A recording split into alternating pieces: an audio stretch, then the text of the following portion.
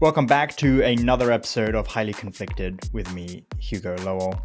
This week, Trump is trying to keep his campaign together in the final stretch of the presidential election race. Trump sees Harris and her interviews as being potentially negative for her, but Trump's had his own bad headlines as a result of accusations about cozying up to Vladimir Putin and falsely claiming that there was supposedly no help for hurricane victims from FEMA because all the money went to illegal aliens, which of course was nonsense. But subscribe to Highly Conflicted on YouTube and Spotify. Click the link and we'll get right into it. There are just 3 weeks until the presidential election, and Trump's campaign's leadership is cracking down. Trump's campaign co-chiefs Susie Wiles and Chris LaCivita have sought to keep out distractions and to effectively land the plane. And the campaign tells me that their aim is to outwork Kamala Harris and Tim Walz in the final stretch and to do back-to-back events. That's coming, of course, because Harris was outworking Trump last month, and the Trump campaign knows that it had a deficit to work back at. So they're taking a holistic view at this. They're seeing 3-4 weeks to go. They want to basically put Trump in as many rallies as possible, in as many battleground states, and also some non-battleground states. We saw him going to random places in Colorado, in Aurora, Colorado. We saw him planning events in Coachella, in California.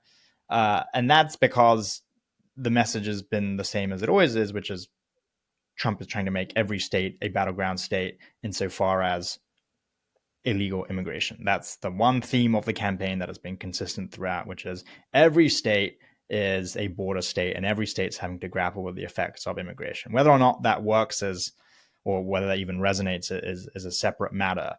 But beyond the spin, which is what this podcast is for, there is this sense that the Trump campaign's finally had a good stretch of 2 weeks.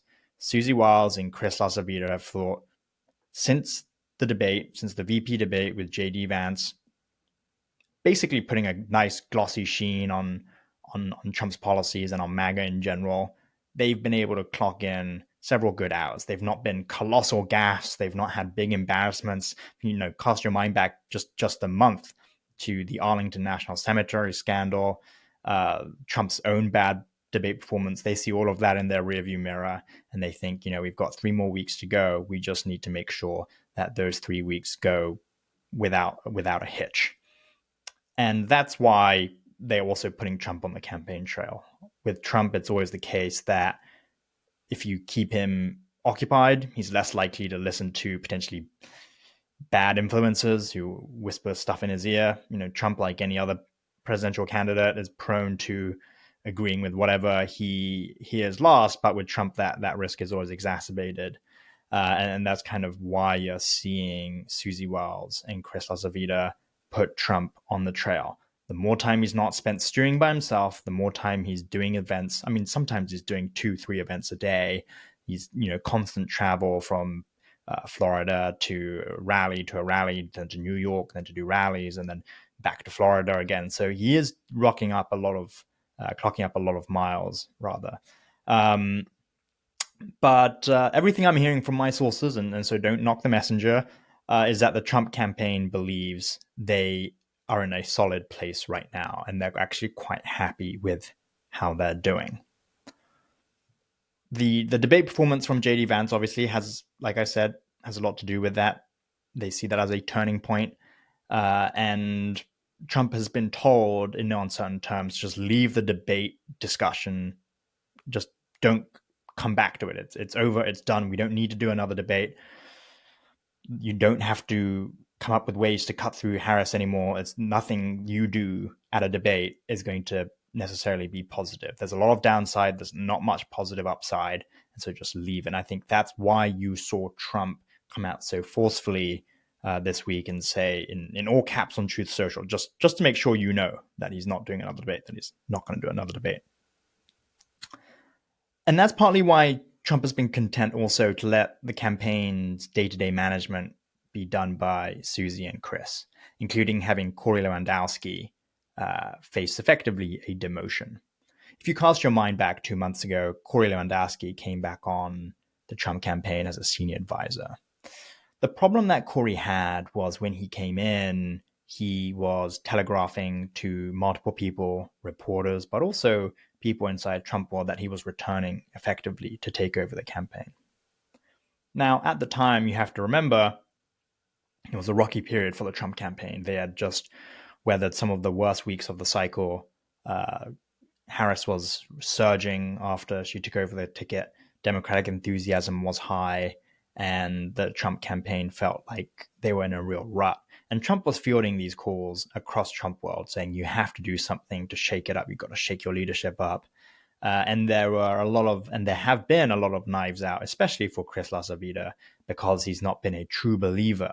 He's not been a pure MAGA guy for his entire Republican career. In fact, there was some consternation about bringing him on board in the first place because he was originally quite reluctant to join the Trump campaign. And it was only after Susie Wiles made the introduction and spoke very highly of Chris, and they came on board as a package deal, and Trump asked for him to join the campaign. But as I reported in The Guardian, Corey Lewandowski lost his internal power struggle effectively to take over control of the campaign. 2 months after he joined, as it was relayed to me, Trump told Corey effectively to go back to New Hampshire, to stay in New Hampshire and see what he could do about flipping the state, in addition to his principal duties now of being a super surrogate. That involves going on TV, on adversarial TV no less, and making the case for Trump. But that is effectively a demotion, right? He came in a leadership role, and now he's basically doing TV work, which is still fine. He's still a senior advisor. He's unpaid. And Corey, in a statement that he texted me, he said, "Look, I'm happy to be an unpaid senior advisor and volunteer my time. I just want to make sure that Trump wins." And so maybe ultimately all things will be smoothed over here. But there were two sins that Corey Lewandowski committed in the view of the current crop of senior advisors. One was that he came in very, very hot. To come into Trump world and to say you're going to take over the campaign after the current team has been working together for close to 2 years, that's very, very bold. And the one rule in Trump world is you don't make plays like this unless you have the allies. I mean, it's the playbook anywhere, right? Machiavelli would look at Corey and think, what the fuck are you doing? But at any rate, he came in very, very strong, maybe slightly too aggressive. And that started to breed a lot of resentment inside the team that was ultimately loyal to Susie and Chris. So that was number one. Number two was that Corey started exploring an audit of the Trump campaign's finances.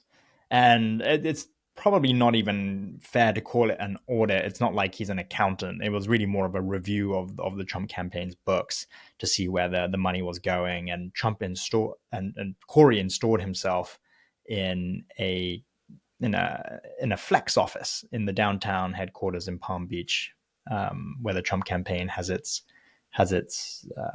offices. And he started calling people into his office. He was questioning them about what sort of spending was going on, how the money was being allocated, how much they were spending on television advertising. And it's not clear what his audit ultimately found, but people inside Trump world who are no fans of Chris have suggested that the review couldn't account for roughly $80 million in spending, other than to say it was part of TV ad buys, but the suggestion was some of it had been skimmed off to consulting or outside companies, notably a company run by Chris Lasavita. Now, this audit never really went anywhere because Corey didn't really have anything concrete to put in front of Trump. And Trump, as I'm told, never even saw this audit ultimately. And so for the final weeks of the campaign, when Susie and Chris went to Trump and said, look, we're trying to minimize distractions here, Corey's being a distraction, Trump's response was, Corey, go be a surrogate. That's what I need you to be doing. See if you can flip New Hampshire, which is not a battleground state, by the way. But Trump believes to some degree that there's the potential to flip it because he came close to winning New Hampshire in 2016. Whether or not that happens this year is much, much more unlikely. No one really thinks of it as a battleground state, but that's where he effectively was told to go. It's not clear that this is going to be a permanent banishment, by the way. Corey does have remarkable staying power, and as one Trump world insider told me, he's like Trump's comfort blanket. But he's also like a cockroach. He never dies. You can't really get rid of him. And that is absolutely accurate, right? In 2016, Corey was the campaign manager for the Trump effort. He was fired because he had disagreements and ran into conflicts with Trump's children. But by 2021, he was back. He was back at the Trump super PAC and was only ousted when a donor complained about unwanted sexual advances by Corey. At the time, Aide's like, it's over, it's done. He's gone off. He's angered a donor, and Trump takes donors seriously. But that prediction turned to be false as well, ultimately, because the RNC took Corey on as a consultant this year, and then within months, he was back in Trump world as a senior advisor. And so even though he has been on the outs lately and he has lost this internal campaign power struggle, it's pretty safe to say Corey has immense staying power, and he will probably be back in Trump world. It's unlikely it will be before the election for all of the reasons we've outlined. But if Trump wins, maybe he will be back for the transition. If Trump wins, maybe he'll be back in the administration. It's not clear. But writing off Corey has always been a mistake because he, I think, fundamentally understands Trump's mindset. And I think people generally agree with this, that he understands Trump's mindset. And so if there is another moment, another opening, Corey is likely to edge his way back in because Trump just likes having that kind of guy around where he can pal around and banter and likes to have him around when he goes to travel. But in terms of day-to-day influence, that's not happening for the remainder of this cycle, as far as I'm told. And that's really the situation when it comes to Trump board more generally. At this point, with 3 weeks to go, I'm told Chris and Susie have locked this down. They want minimal distractions. No more Laura Loomer. No more Corey Lewandowski fishing around the finances. It's going to be zero distraction all the way through the finish. And Trump has let them have that level of control because it's been largely successful for this entire campaign cycle. But it's also because Trump has found new confidence in recent weeks. And that's partly because of what he sees in the polls, both internal polling, but also public polling. This week, we've seen, according to CNN, Harris's lead in the blue wall states evaporate by a couple of points. CNN's Harry Enton had a segment this morning when we're taping, which is Friday, about Harris going from +3 in Wisconsin, Pennsylvania, and Michigan, 3 real kind of must-win states for Harris, down to +1 or +2 in all of them. And that's a trend that has obviously been celebrated by Trump world, and Harris's campaign dismisses that as, it's all a margin of error, so it doesn't really mean anything anyway. But for Trump, who has weathered a number of weeks of criticism and bad headlines and bad polling, that is a reversal, and the first reversal he's seen. And so when the going is good, which is it is right now, he's happy to let Susie and Chris have the longer leash to do what they want to do. The other metric that Trump world is looking at, which is giving them a lot of confidence, is the overall numbers. They have always thought in battleground states, if Trump maintains a level of 46, 47%, then he's probably going to be okay, or at least it's going to be sufficiently close that they have a chance at winning those battleground states. They see that as a flaw. If they think if Trump dips below 46, then he's going to have a problem, and that would be a major red flag, a major warning sign for the campaign. But so far, that has not taken place. Not during the Arlington Cemetery week, not during the debate week, not during the Haitian immigrants eating pets week. Trump has never dipped below 46. And when the Trump campaign looks at the historical data, they look at 2016 and they see Hillary Clinton being double-digit points up. They see in 2020 Biden being about 8 to 10 points up in all of these battleground states. And they look at it now and they go, well, Trump's within 2, 3, 4, 5%, then, or even now, 2 percentage points, that's beneficial. That's a good trend. And even if Harris wins the popular vote nationwide, they see Trump as having more paths to an electoral college victory than Harris. Which gets us onto what Trump world thinks of Harris's week. And then this next part is probably some spin, sure, but I think I'm pretty good at this point of cutting through the BS about what it is that they seem to genuinely be thinking and what they talk about behind the scenes. And the reaction has been that Harris doing these interviews have not been particularly beneficial for her. Number one was The View on ABC when Harris said, not a thing that comes to mind, and I've been part of the decisions that have had impact when she was asked if she would change anything from the Biden administration's kind of tenure. They thought that was a gold mine in terms of political advertising and also messaging. And you've seen the Trump campaign now cut these ads where they just play that clip and then at the end it's the title card and says, this ad is endorsed by Donald J. Trump for president. And I think that was a sentiment that was also reflected in the 60 Minutes interview when Harris was asked the same thing about what she would change, especially when it came to immigration, and whether she would change anything from President Biden's handling of immigration for 4 years. And she, again, demurred and basically suggested she would not change anything, or at least did not answer the question directly. And the Trump campaign sees that and they think, okay, so she doesn't have a clear answer on immigration. They think they finally found Harris's weak spot, which is she is the same as Biden on immigration, and they will conflate that and tie that to their position that, and which is in many ways untrue, but in some ways accurate, that there has been an influx of illegal immigrants across the southern border. And they finally think they've found something that they can get to Harris with. And this is the first time this cycle. They've really struggled for a long time. And so the Trump campaign sees this as a breakthrough. It also ties back to the hurricane. They're increasingly coming up with ways to tie Harris to events or situations that aren't necessarily true. But in today's hyper-polarized world where it's not clear always what the facts are, Trump tends to get a free pass.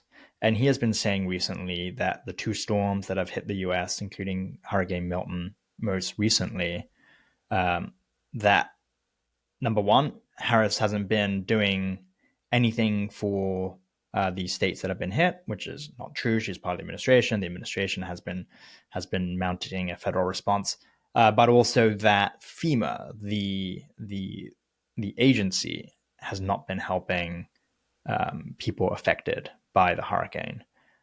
Partly because the funding for FEMA, Trump says, has been diverted to paying for illegal immigrants, which again is not quite true. What has happened is there was some money that FEMA had that was destined to go to immigrants, and that is what happened. But he is conflating two things. He is conflating the response here with a separate pool of money that is aimed at helping immigrants and tying those two things together, which is disingenuous and false, but the nuance gets lost in the discourse. And so effectively what the Trump campaign has figured out is, at the moment, they are getting away with saying that Harris not only wouldn't do anything about immigration differently from Biden, but also she and Biden are not doing anything to help hurricane victims. And that can be potentially quite a powerful message. It requires reporters and the media to debunk the conflations and the misrepresentations But in the main, it's becoming harder and harder, especially since the news cycle is so fast, to point these things out in a meaningful and material way to swing voters who are already getting bombarded by political ads every second they flip on the TV or they open their phone. If you live in Pennsylvania, you basically can't go a day without probably seeing about 15 to 20 political ads.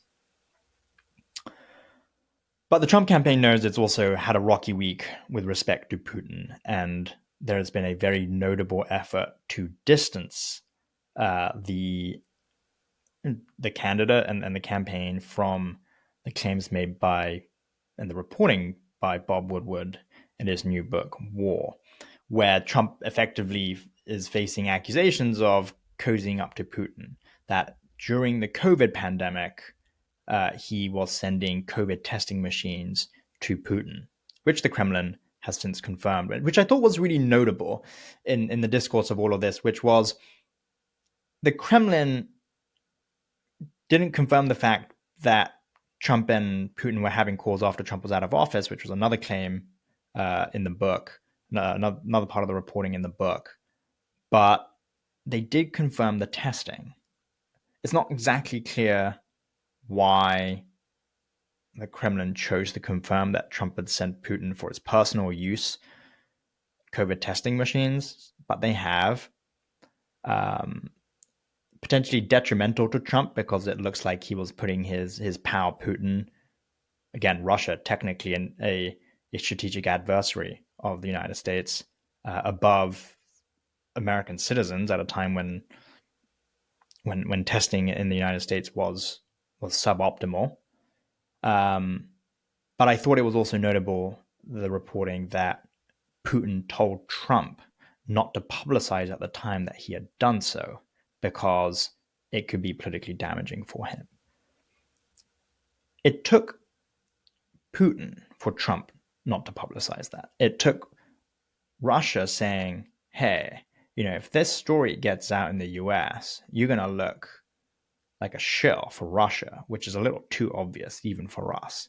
So don't make this news public, sit on it, don't tell anyone.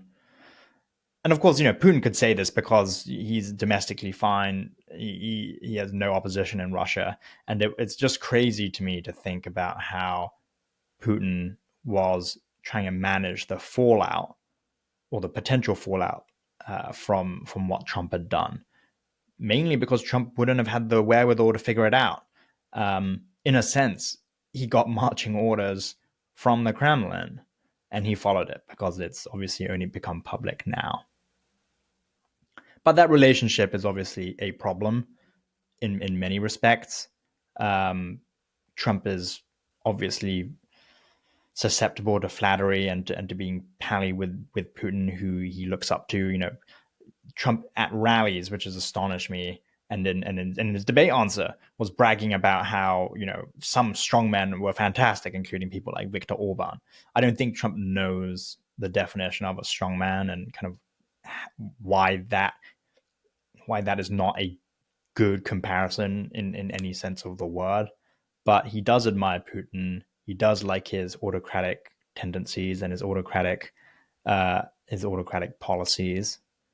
And so I think actually the takeaway from the Woodward book, which I think many people in Trump would agree with, is if this is what's going on towards the end of the Trump administration and also Trump speaking to Putin when he was out of office, it's going to be like this in a second Trump administration, except on steroids.